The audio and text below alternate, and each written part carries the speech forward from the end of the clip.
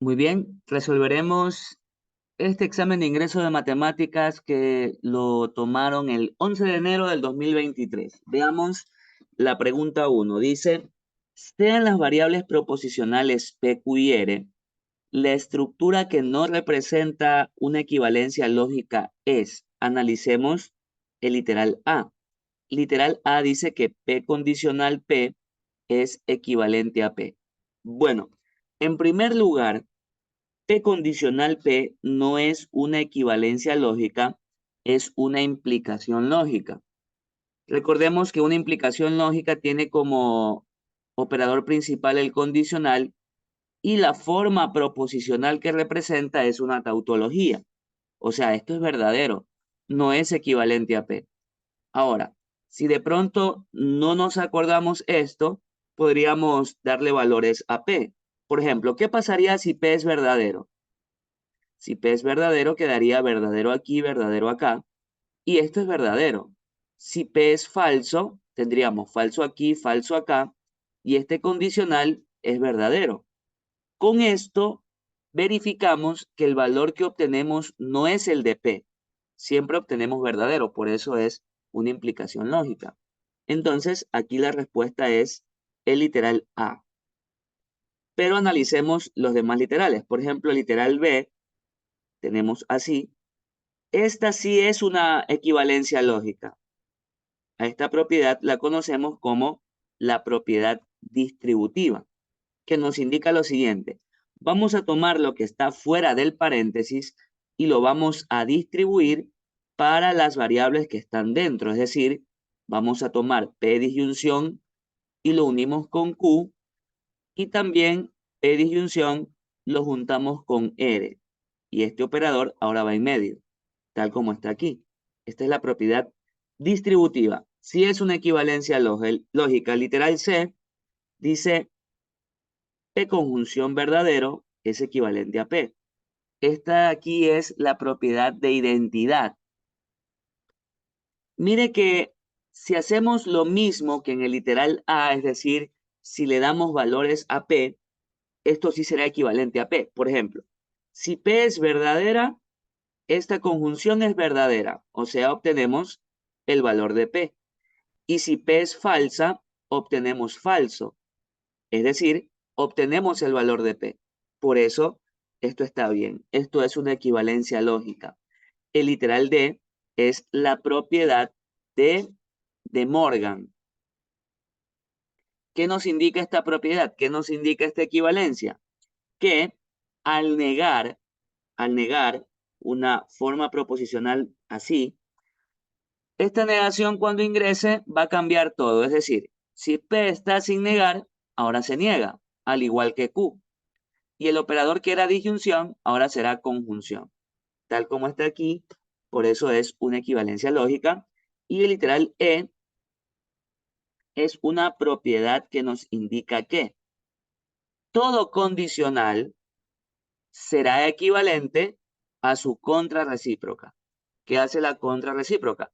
Cambia la posición del antecedente y del consecuente, es decir, Q pasa al antecedente, P pasa al consecuente y se niegan ambas. Por eso está bien. Todo condicional es equivalente a su contrarrecíproca. Bien, veamos la pregunta 2. Sean A, B y C subconjuntos de un conjunto referencial, entonces siempre es verdad que. Vamos a ver el literal A.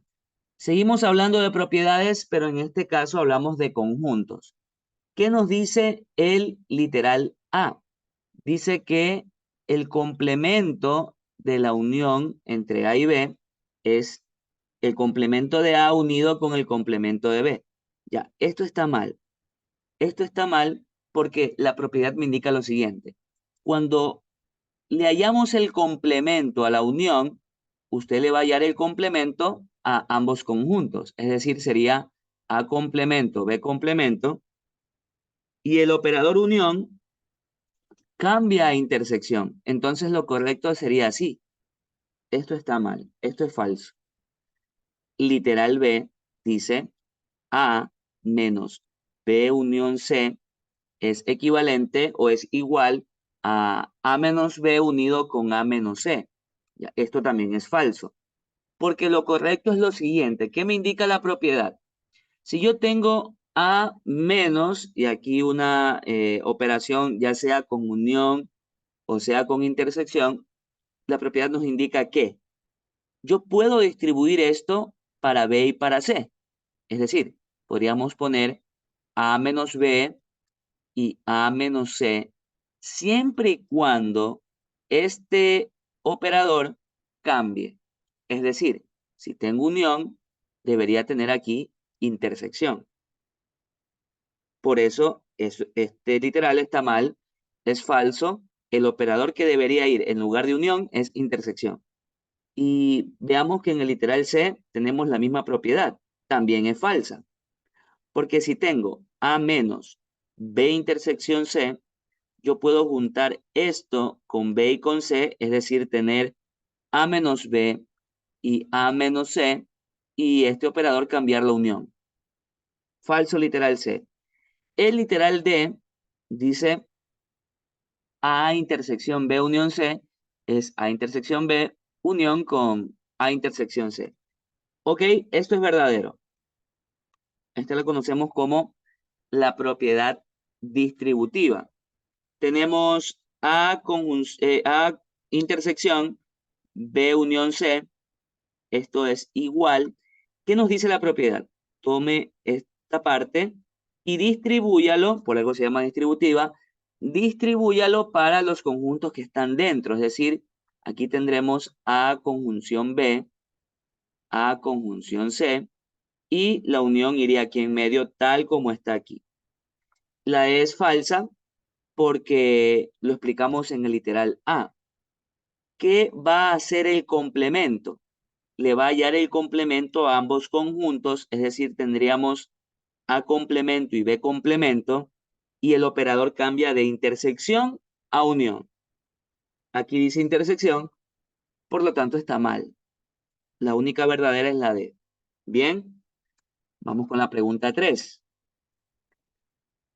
Si A, B y C, perdón, si A y B son números reales y M y N son números enteros, considerando las restricciones del caso, es verdad que, veamos, seguimos con propiedades, en este caso hablamos de propiedades de exponentes. Tenemos el literal A, dice, la raíz enésima de A a la N más B a la N es igual a A más B. Ya, esto es falso. Esto es falso porque aquí, ¿qué se entendería? ¿O qué han hecho aquí? La raíz enésima dice, bueno, la raíz enésima se simplifica con los exponentes y queda A más B. Ya, eso está mal, porque es como que digamos, la raíz cuadrada de x al cuadrado más y al cuadrado, si yo digo que la raíz cuadrada elimina estos exponentes y queda x más y, esto está mal, porque incluso podríamos poner un contraejemplo, ¿verdad? ¿Qué pasa si x y y valen 1? Si x es 1, 1 al cuadrado es 1, 1 al cuadrado es 1. Recuerde que x es 1 y y es 1. 1 más 1 es 2, tengo raíz cuadrada de 2. Y con esto obtenemos una proposición falsa. La raíz cuadrada de 2 no es 2. Por eso el literal A es falso. Estamos buscando la verdadera. Literal B dice A a la N elevado a la M es igual a A elevado a la N más M. Esto es falso porque la propiedad de exponentes, ¿qué me indica? Si yo tengo una potencia elevado a un exponente, los exponentes se multiplican, no se suman. O sea que lo correcto sería decir que aquí el exponente es n por m. Literal B es falso. El literal C dice la raíz enésima de a la m es igual a esto. Veamos. Yo tengo a la m. Y recuerde que toda raíz se lo puede expresar como un exponente. Por ejemplo, la raíz enésima de a es a elevado a la 1 sobre n. Si yo tengo raíz cuadrada, esto será a elevado a la 1 medio. Si tengo raíz cúbica, esto será a elevado a la 1/3, etcétera, etcétera, etcétera. Entonces, si tengo raíz enésima de a a la m, esto sería a la m elevado a la 1 sobre n. Y ya dijimos por acá que si tengo una potencia elevada a un exponente, los exponentes se multiplican. Entonces, m por 1 sobre n quedaría m sobre n, lo cual asegura que esto está bien. La respuesta es el literal C. Esa es la verdadera. Veamos las otras. Dice el literal D, a a la n sobre a a la m es igual a elevado a la n sobre m. Esto está mal, porque la propiedad de exponentes indica que si yo divido potencias de igual base, escribo la base y resto los exponentes. No se dividen, esto está mal. Y la E indica que si yo multiplico dos potencias de igual base, los exponentes se multiplican. Totalmente mal, porque si yo multiplico dos potencias de igual base, escribo la base y los exponentes se suman. Esto sería lo correcto. ¿Ok? La respuesta en este ejercicio es únicamente literal C. Veamos la siguiente. También tenemos conceptos ahora de funciones. Bien, dice, con respecto a las funciones de reales y reales, es verdad que f es par si y solo si f de menos x es igual a menos f de x. Esto está mal, esto es falso. ¿Por qué? La propiedad me indica que f es par si y solo si para todo x del dominio, que en este caso son los reales, f de x es igual a f de menos x. Esa es la definición. Mire que acá el menos está afuera, lo cual indica que esta es la definición de función impar, no de función par. Por eso literal A está mal. Bien, literal B. Dice, f es inyectiva solo si el rango es igual al conjunto de llegada, que en este caso son los reales. Este concepto también está mal. ¿Por qué? En todo caso, si el rango de la función es todo el conjunto de llegada, que en este caso son los reales, la función sería sobreyectiva, no inyectiva. Si el rango es igual al conjunto de llegada, la función es sobreyectiva, inyectiva no es. Por eso es falso. Literal C dice, f es periódica si solo si existe un número positivo t tal que f de x más t es igual a f de x para todo x que pertenece a los reales. Por ejemplo, aquí no hay nada más que hacer. Esto es verdadero. Esta es la definición. Hay que aprenderse las definiciones, por supuesto. La definición de función periódica es esta. La función es periódica si existe un número positivo t tal que f de x más t es igual a f de x. No hay nada más que hacer. El literal D está mal porque esta definición la acabamos de ver. Esta definición es la definición de función par, no de impar. Y el literal E dice, las gráficas de todas las funciones pares son simétricas con respecto al origen. Eso está mal, eso es falso. Las gráficas de las funciones pares son simétricas al eje Y. Es decir, el eje Y viene a funcionar como un espejo. Entonces, lo que yo tengo a la derecha, ¿verdad? Lo debo tener reflejado a la izquierda. Este es el gráfico de una función par. Es simétrica con el eje Y. Las que son simétricas con respecto al origen son las impares. Bien, por eso literal E es falso. Vamos con la siguiente pregunta, que nos dice, sean A y B matrices cuadradas de orden n, entonces es verdad que, siempre es verdad que, veamos el literal A.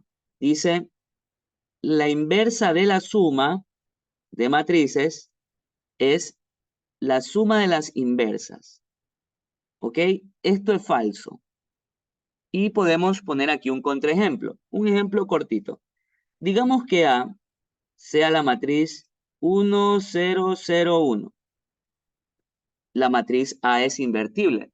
Recordemos que para que una matriz sea invertible, su determinante debe ser distinto de 0. ¿Cuál es el determinante de A? 1 por 1 es 1 y 0 quedaría 1. Ok, la matriz A es invertible. Y si yo tengo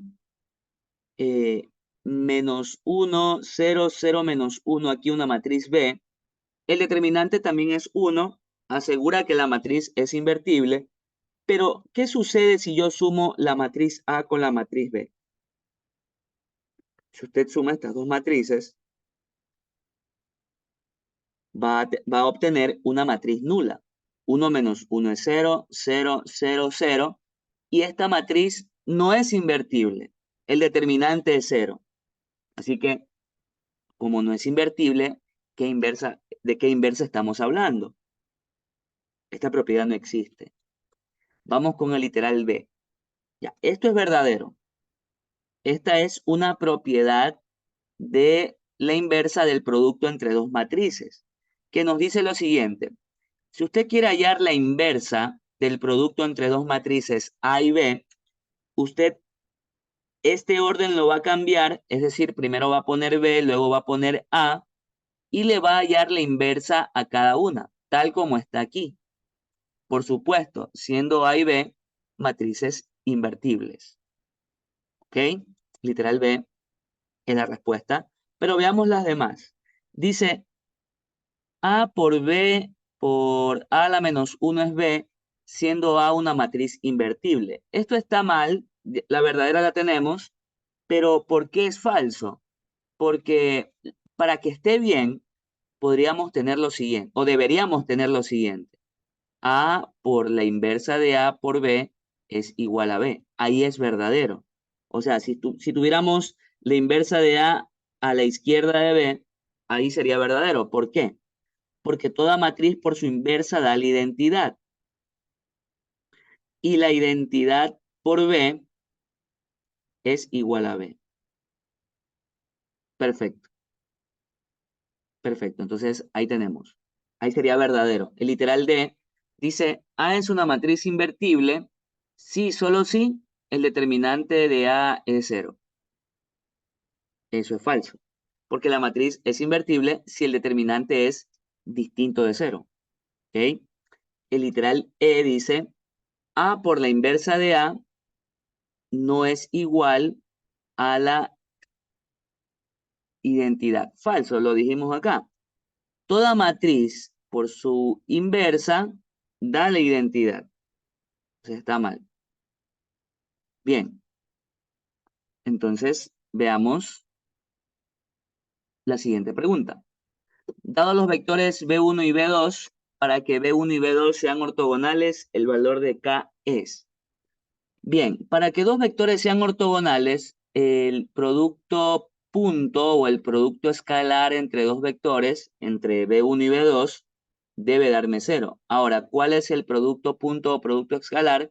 Usted va a multiplicar la primera componente del primer vector con la primera componente del segundo vector y le va a sumar el producto de las segundas componentes más el producto de las terceras componentes. Y esto debe dar 0. Entonces tengo menos k al cuadrado menos k más k más 1 más 4 es igual a 0. Tendríamos, por aquí se simplifica k, tendríamos menos k al cuadrado, 1 más 4 es 5, quedaría por acá menos 5. Multiplicamos por menos 1 a ambos lados y k sería más menos raíz cuadrada de 5. Como nos piden el valor positivo, entonces la respuesta es literal C. Muy bien.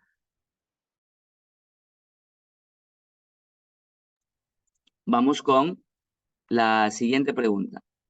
Antonio, para fin de año, compra cohetes para venderlos a $15 cada uno, ganando el 25% del precio de compra. Entonces, Antonio compró cada cohete a un precio de... Ok, estamos en un ejercicio de planteo de ecuaciones. Yo quiero ganar el 25% del precio de compra.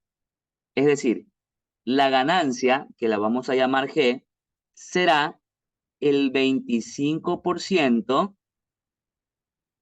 del precio de compra. Vamos a llamarlo PC, precio de compra. Entonces, ¿cuál sería el precio de venta?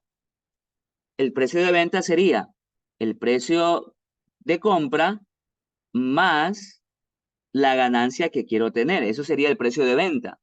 El precio de venta es $15. El precio de compra lo dejamos así. La ganancia es el 25% del precio de compra.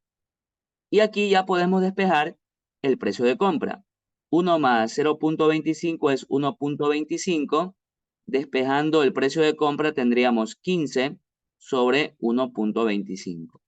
Entonces, 1.25 es 125 dividido para 100. Multiplico extremos con extremos, medios con medios, y comenzamos a simplificar.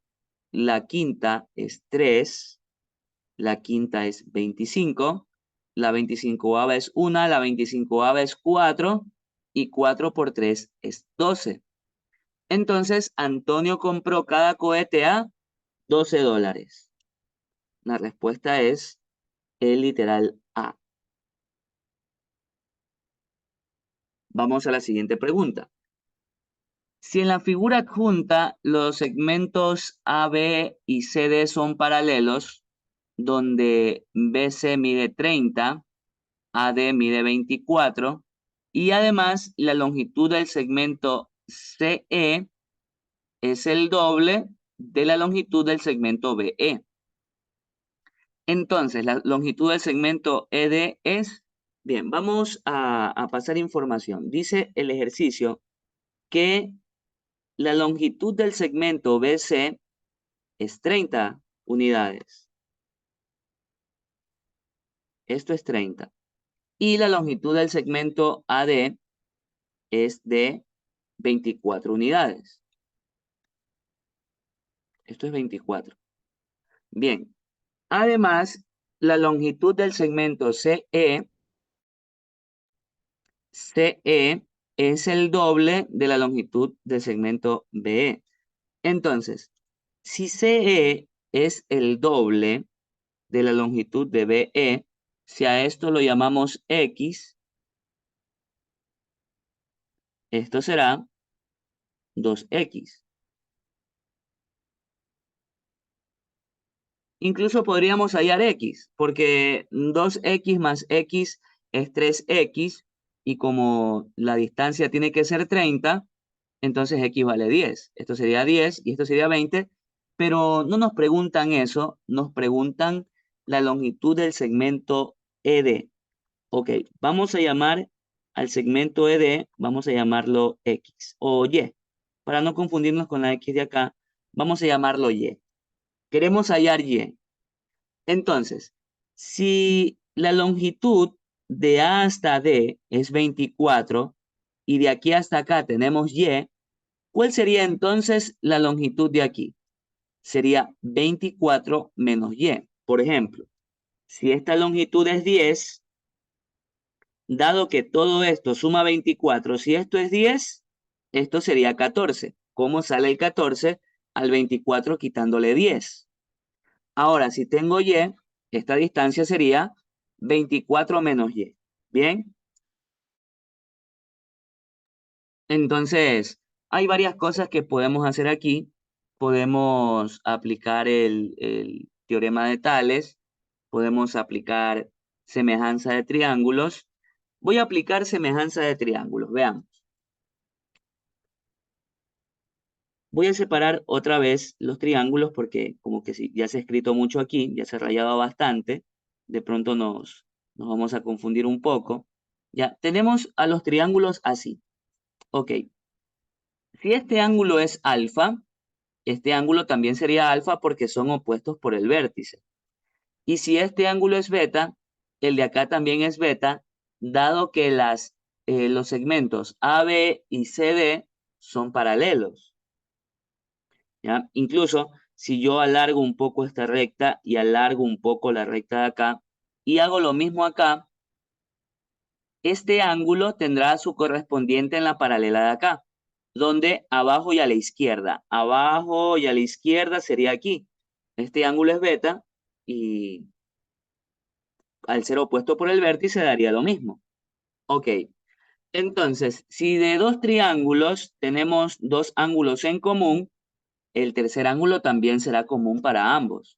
Esto también será teta. Y cuando dos triángulos comparten todos sus ángulos internos o tienen en común todos sus ángulos internos, se dice que dichos triángulos son semejantes y que por supuesto yo puedo aplicar semejanza de triángulos. A ver, tenemos 2x, acá x. Acá tengo 24 menos y acá tengo y. Entonces, voy a tomar a y. En el triángulo, y tiene a los ángulos alfa y teta. Aquí alfa y teta lo tiene 24 menos y. Lo ponemos abajo.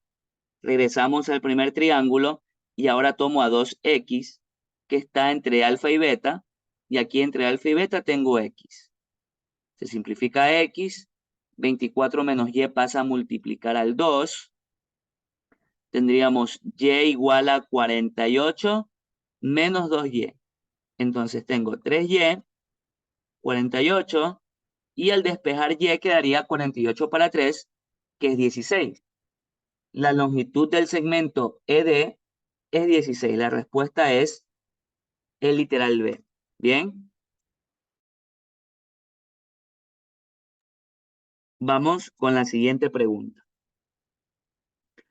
De los 45 alumnos de un aula de clases están en el club de matemáticas. 30 están en el club de matemáticas. 20 están en el club de natación y 5 no están en estos dos clubes.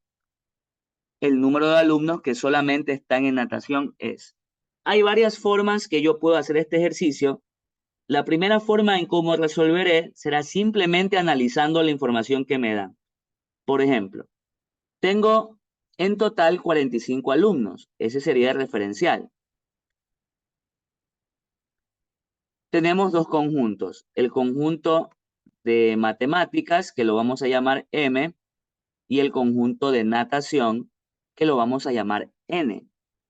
Entonces dice, 20 están en el club de matemáticas, es decir, la cardinalidad del conjunto M sería 30. 20 están en el club de natación. La cardinalidad de natación es 20. Y 5 no están en estos dos clubes. Esos 5 lo podemos poner afuera directamente, porque si no están en estos dos, entonces están afuera. Bien, vamos a analizarlo. No vamos a poner de pronto alguna ecuación, vamos a analizarlo. Hay muchas formas que lo puedo hacer. Por ejemplo, dice que en matemáticas en total hay 30. Ok, no sé cómo vayan los 30, de momento no lo sé porque puede ser que sean 15-15, o puede ser que sean 20-10, o puede ser que sean 25-5, no lo sé.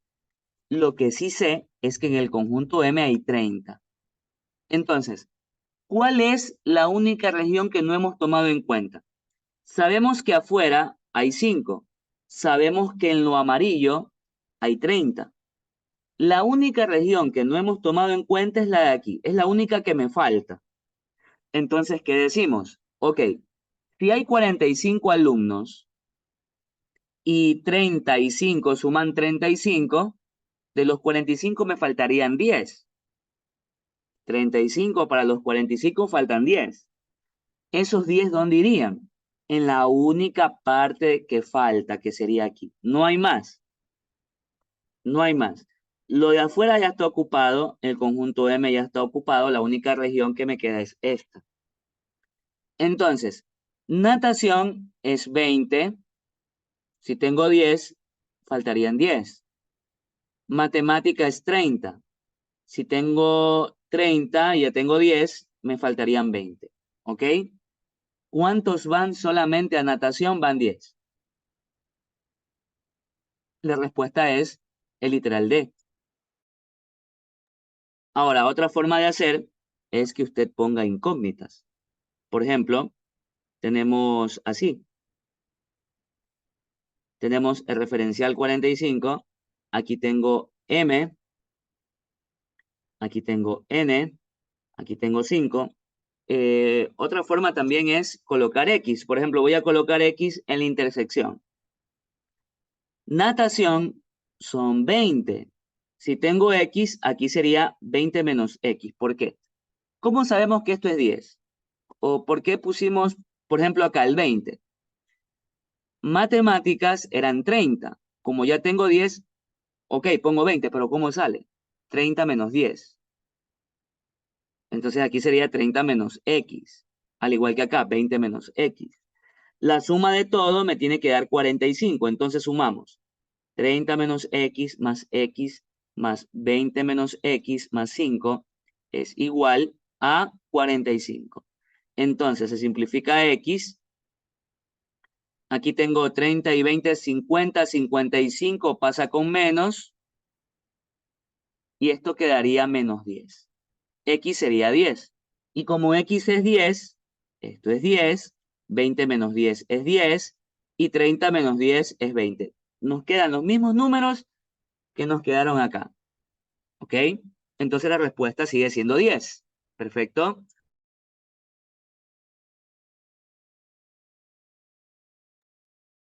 Vamos a ver. La siguiente pregunta dice, el valor de b para que el número z sea un número real puro. Bien, tenemos z igual a 2 más 6i por 3 menos bi. Primero deberíamos multiplicar. 2 por 3, 6. 2 por menos bi es menos 2bi. 6 por 3, 18. 18i menos 6b por i al cuadrado. Aquí en números complejos debemos saber que i al cuadrado es menos 1. Entonces tenemos 6 menos 2bi más 18i menos 1 por menos 6b queda más 6b. Entonces, ¿qué hacemos ahora? Tenemos que agrupar lo real y lo imaginario. Lo real sería lo que no tiene i, que en este caso es 6 más 6b. Y lo imaginario es lo que tiene i. Vamos a agruparlo de esta forma, sacando factor común i. Entonces lo que vamos a poner acá son los coeficientes de i, que sería 18 menos 2b. Bien, entonces, ¿qué pasa con un número que es real puro? Veamos. Un número real puro es aquel número cuya parte imaginaria es cero. Por ejemplo, un número real puro es el 2, el menos 4, el 5. Son números cuya parte imaginaria es igual a cero. Entonces, ¿qué hacemos? Igualamos a cero la parte imaginaria. 18 es igual a 2b. 2 pasa a dividir. 18 para 2 queda 9. La respuesta es el literal A. Bien, vamos a la siguiente pregunta. Dada la función polinomial f, tal que f es este polinomio de grado 4,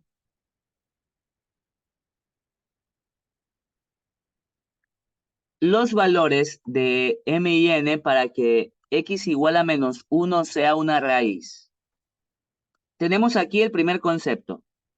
Si menos 1 es una raíz, al evaluarlo me va a dar 0. Ese es el concepto. Si x igual a menos 1 es una raíz, al evaluarlo es igual a 0. Menos 1. Evaluamos menos 1, quedaría menos 1 a la cuarta es 1, menos 1 al cubo es menos 1 por menos m es m, más 2n y esto igual a 0. Y al dividir f para x menos 1, el residuo sea 1. ¿Qué nos dice el teorema de residuo? Ok, que si yo divido un polinomio para un binomio y quiero saber el residuo, este binomio lo voy a igualar a 0. Siempre despejo x queda 1. Entonces, ¿qué pasa? Vamos a evaluar el 1 y obtenemos el residuo, que en este caso me dice que el residuo es 1. Bien, evaluemos el 1. 1 a la cuarta es 1. 1 al cubo es 1, sería menos m más 2n es igual a 1. Entonces, vamos a resolver este sistema de ecuaciones. Tengo m más 2n igual a menos 1. Tengo menos m más 2n igual a 0. Sumando ambas ecuaciones, quedaría, se simplifica m, tengo 4n igual a menos 1. N es igual a menos 1/4. Para hallar m, reemplazo n en cualquiera de las dos ecuaciones. Voy a reemplazar en la segunda. Tenemos menos m, n menos 1/4 por 2 menos 1/2. Despejando m nos queda menos 1/2, lo cual asegura de que la respuesta es el literal A.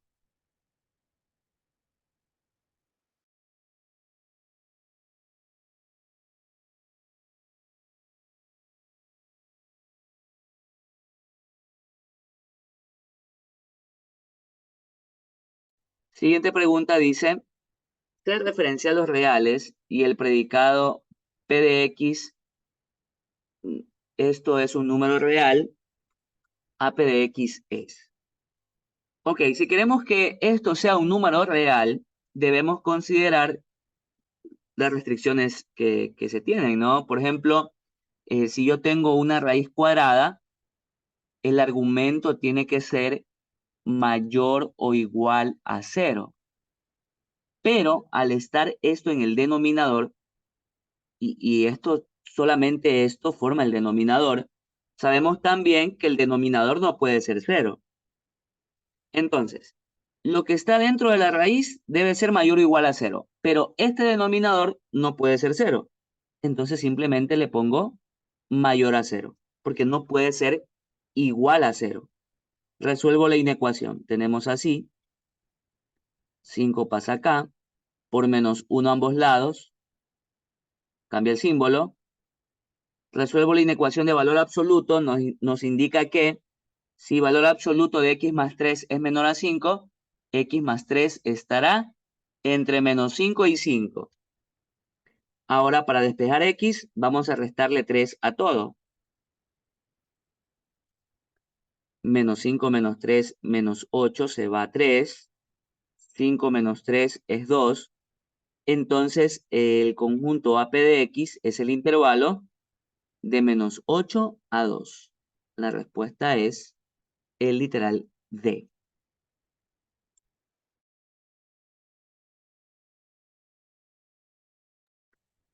Siguiente pregunta dice, sea f una función de reales en reales definida por f de x igual a x por valor absoluto de x menos 2 más 2x, entonces ¿es falso qué?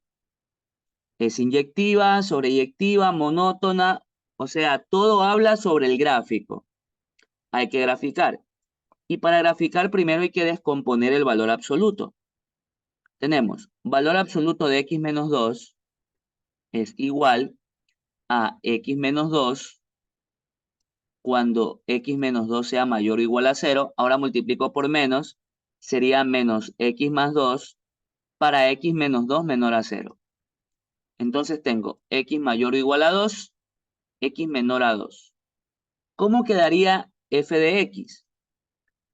Recordemos lo siguiente.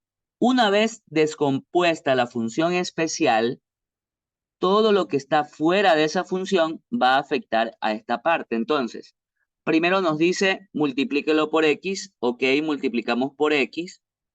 Y luego le sumo 2x. Haga lo mismo acá. Multiplíquelo por x. Y luego sume 2x. Aquí tengo x mayor o igual a 2 y x menor a 2. Esa es la función f de x. Simplemente nos queda resolver. ¿Ok? Por ejemplo, aquí obtenemos x al cuadrado menos 2x más 2x. 2x se va, así que nos queda x al cuadrado. X al cuadrado para x mayor o igual a 2. Por acá tenemos menos x al cuadrado más 2x más 2x. Sumando quedaría 4x menos x al cuadrado para x menor a 2. Entonces grafiquemos. La primera es directa, la segunda, para no estar dándole valores, mejor hago el gráfico completo y luego veo qué parte me sirve, ¿no? Tengo menos x al cuadrado más 4x. Recordemos que h es menos b sobre 2a. B es 4, A es 1, quedaría menos. A es menos 1, sería menos 2. H es 2. K, para hallar K reemplazamos. 2 al cuadrado es 4, sería menos 4. 4 por 2, 8.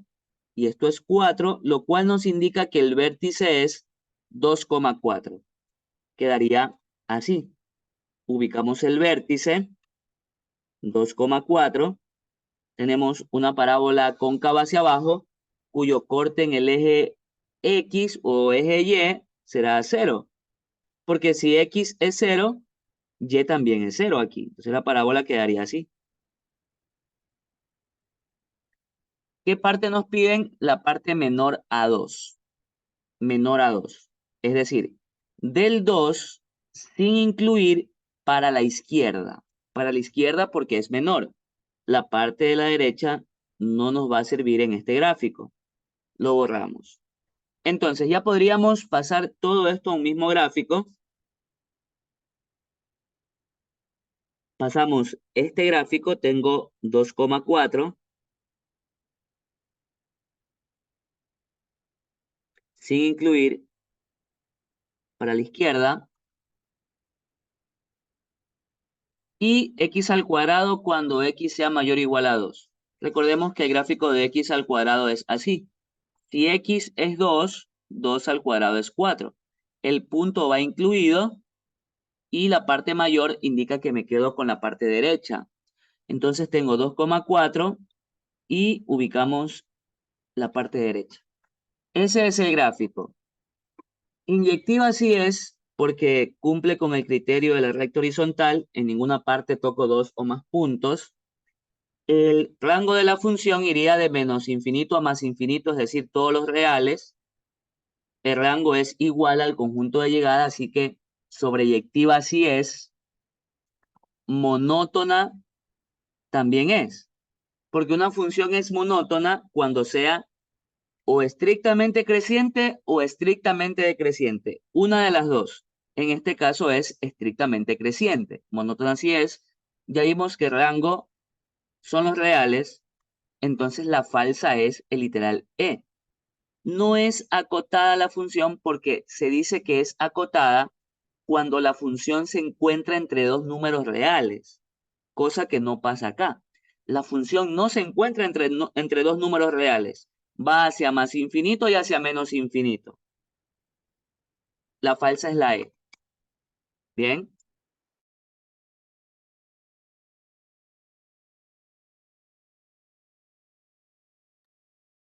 Vamos la siguiente. En un cubo cuyo volumen es de 64 unidades cúbicas, se inscribe un cilindro. En un cubo se inscribe un cilindro. Entonces el volumen del cilindro es igual a, primero recordemos que el volumen del cubo, en este caso dice que es 64, pero el volumen del cubo es la arista elevado al cubo. Entonces la arista, sacando raíz cúbica, sería 4. ¿Qué tenemos entonces? Dice, en un cubo se inscribe un cilindro. Entonces, vamos a dibujar un cubo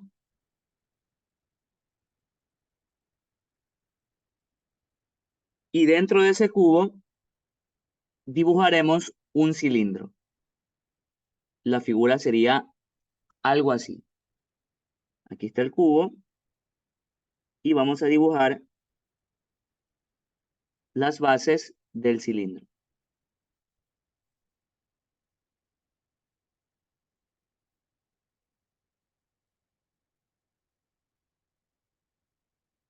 Sería algo así. ¿Ok?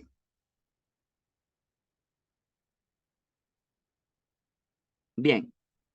Entonces, la arista del cubo mide 4. Entonces, ¿qué pasa con la arista del cubo?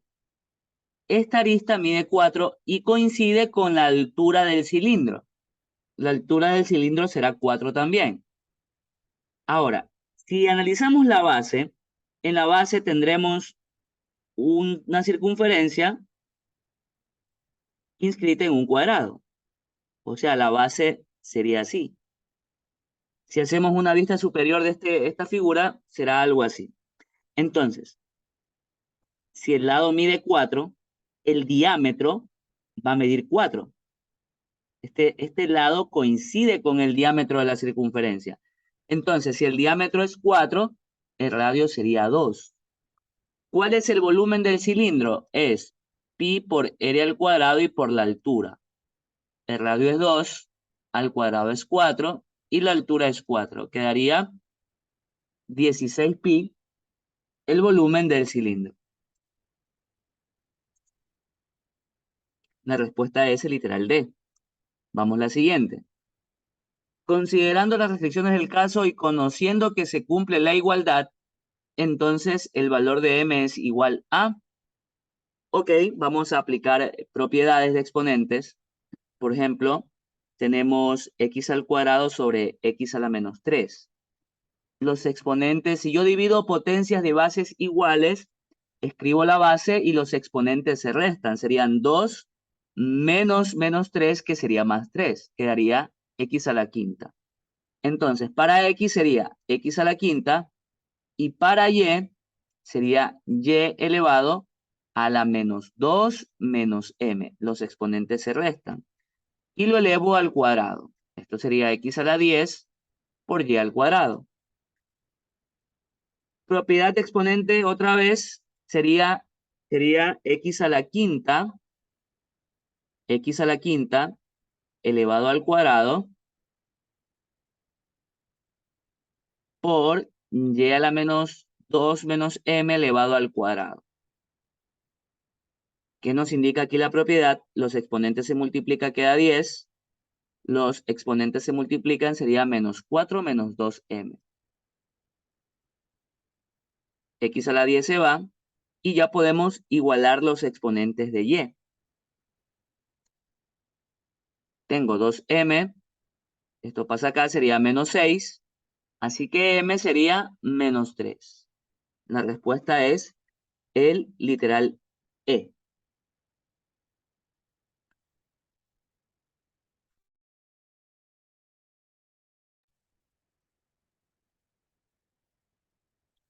Vamos con la siguiente pregunta. Sean f y g funciones de reales en reales definidas por f de x y g de x con respecto a la función f o g. Ok, tenemos f o g de x. Por definición, f o g de x es f evaluado en g de x. ¿Qué significa f evaluado en g de x?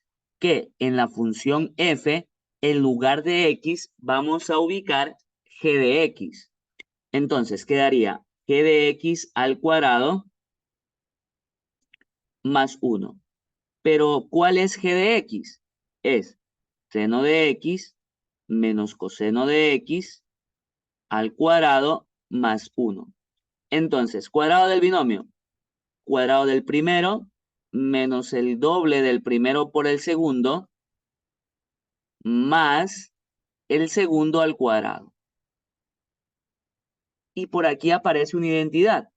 Seno al cuadrado más coseno al cuadrado es la identidad pitagórica. Eso es igual a 1. Esto que está aquí también es una identidad. 2 seno de x por coseno de x es el seno de 2x.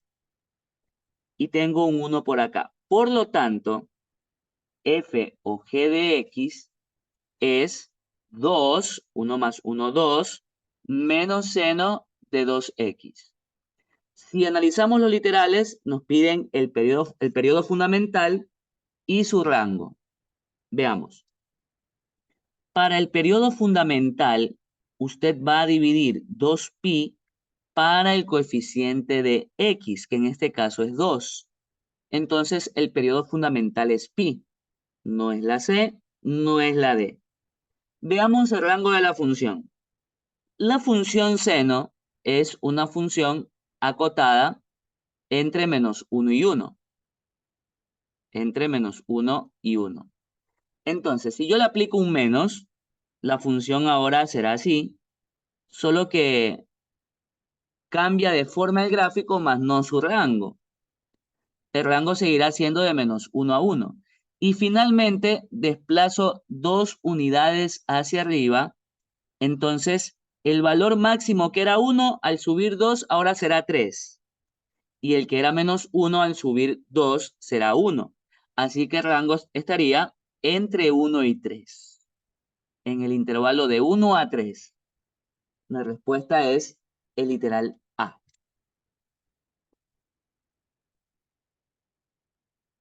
Vamos a la siguiente pregunta.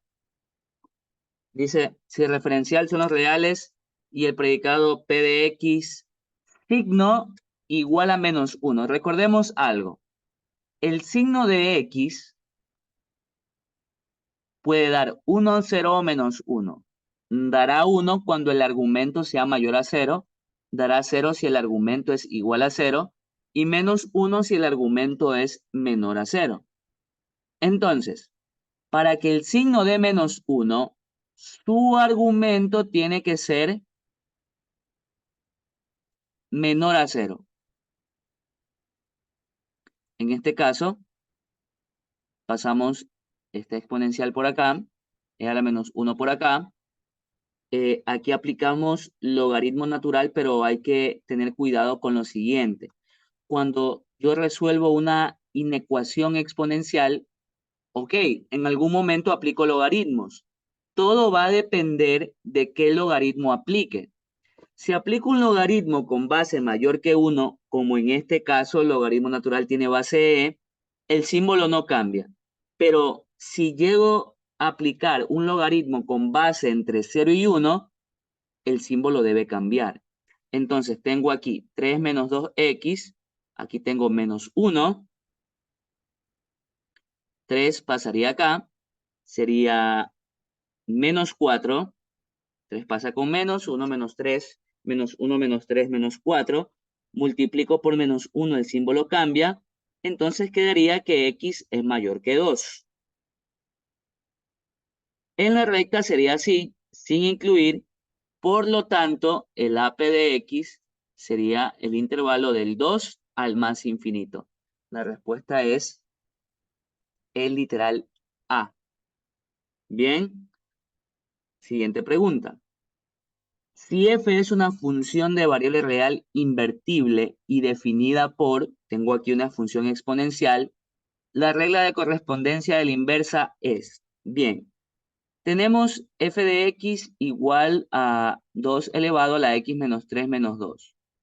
Recordemos que f de x es y. ¿Qué se hace para hallar la inversa? En lugar de y pongo x y en lugar de x pongo y. Intercambio la x con la y. Y luego despejo y. 2 vendría acá, tendríamos x más 2. Para eliminar este 2, aplico logaritmo en base 2.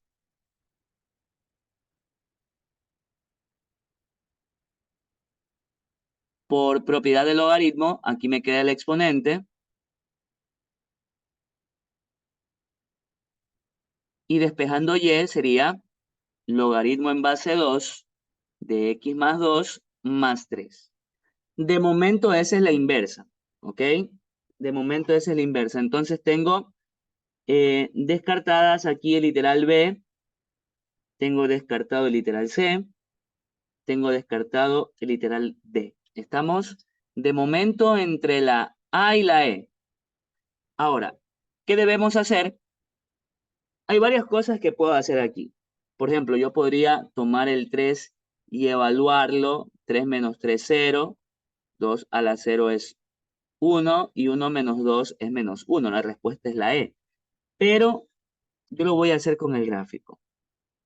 Ok, vamos a graficar. Recordemos que una función exponencial con base mayor que 1, en este caso tengo 2 a la x, su gráfico es así, corta en 1. Ahora el 3 indica un desplazamiento de 3 unidades hacia la derecha. Quedaría así. Y el 2 indica 2 unidades hacia abajo. La asíntota que está en 0 ahora estará en -2.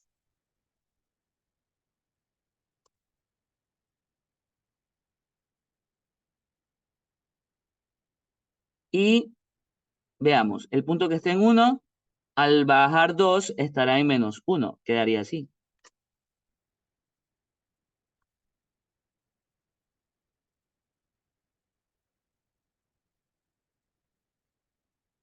Este es el gráfico final, pero nos dicen quédese con la parte mayor o igual a 3. Mayor o igual a 3. Aquí está el 3. Incluimos mayor o igual es a la derecha. Ya la parte izquierda no la necesito. ¿Cuál es el rango de esta función? Sería desde -1 al infinito. Ahora recordemos algo. Cuando hallamos la inversa, el rango de la función original es el dominio de la inversa. Por eso la inversa de la función f quedaría así. Logaritmo en base 2 de x más 2 más 3.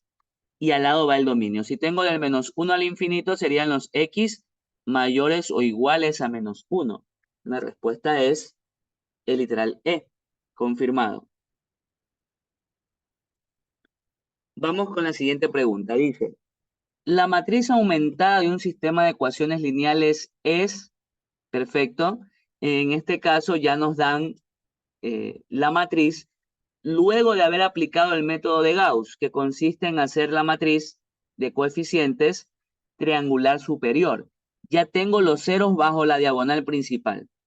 Entonces simplemente me quedaría analizar los literales y ver cuál es.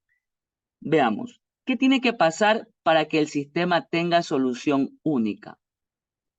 Para que un sistema tenga solución única, en la matriz que nos queda luego de haber aplicado Gauss, la diagonal principal no debe tener ceros.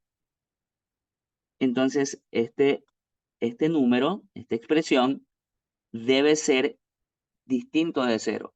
Entonces, A es diferente de -3 y A es diferente de 1. A debe ser diferente de -3 y diferente de 1 para que tenga solución única. Ahora, para que tenga infinitas soluciones,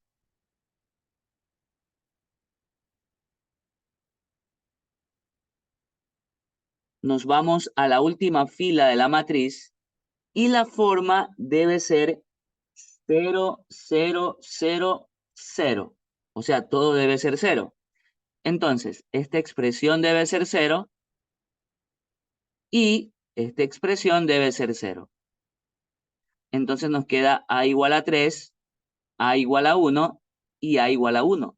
¿Qué valor vamos a escoger?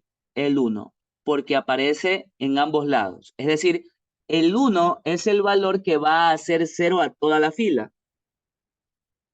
Bien, y para que sea inconsistente, la forma debe ser 0, 0, 0, diferente de 0. 0, 0, esta expresión debe ser 0 y esta expresión debe ser distinta de 0. Entonces, queda A igual a 3, A igual a 1 y A no puede ser 1. ¿Qué tenemos por aquí? Me dice en esta parte, A puede ser 3 o puede ser 1. A puede ser 3 o puede ser 1. Pero acá me dicen que descarte el 1. ¿Qué valor concluyo entonces? ¿Cuál es el valor de A? A sería 3. ¿Ok? Entonces vamos a ver cuál es la verdadera. Dice, si A es diferente de 1, el sistema de ecuaciones lineales es consistente. No. Por cierto, aquí he fallado, aquí puse menos, es más. Bueno, aquí corrijamos. Aquí corrijamos, sería -3. ¿Ok? -3. Aquí también es -3. Ya, perfecto. Entonces, la respuesta está clara aquí, la respuesta es la C. Si A es igual a -3, el sistema es inconsistente. Perfecto, esa es. Si A es igual a 1, el sistema es inconsistente. No. Si A es todos los reales menos el menos 3 y el 1, ¿tendremos infinitas soluciones? No, tendremos solución única.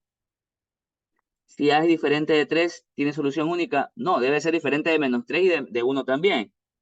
Entonces la única respuesta es el literal C. Aquí solamente me faltó ese menos, pero ya lo corregimos. Perfecto, vamos a la última pregunta del examen. La ecuación general de la circunferencia que está centrada en el punto 2, menos 3 y que es tangente a esta recta es, veamos, si yo tengo una circunferencia y una recta tangente, significa que esa recta intercepta en un solo punto a la circunferencia. ¿Qué se debe hacer aquí? La distancia del centro a esa recta será el radio. El radio es la distancia del centro a la recta L. Entonces, para hallar la distancia de un punto a una recta, la ecuación de la recta debe estar en forma general, es decir, igualada a 0, ya lo está. Pongo valor absoluto y tomamos el punto y lo reemplazamos. Quedaría en x va 2, 2 por 3, 6, en y va menos 3, por 4 es menos 12, más 21 sobre la raíz cuadrada del coeficiente de x al cuadrado más el coeficiente de y al cuadrado. Así se halla la distancia de un punto a una recta. Tenemos 6 menos 12 es menos 6, más 21 sería 15. 25, su raíz cuadrada es 5, entonces R sería 3. Si ya tengo el centro y ya tengo el radio de la circunferencia, ya tengo su ecuación canónica, que es x menos h al cuadrado más y menos k al cuadrado igual a r al cuadrado, donde h y k son, por supuesto, las coordenadas del centro. Entonces, h es 2, k es menos 3, con el menos queda más, r es 3, al cuadrado es 9. Tengo x al cuadrado menos 4x más 4, y acá y cuadrado más 6y más 9. Entonces, 9 se va, tengo x al cuadrado más y al cuadrado, menos 4x más 6y más 4 igual a 0. La respuesta es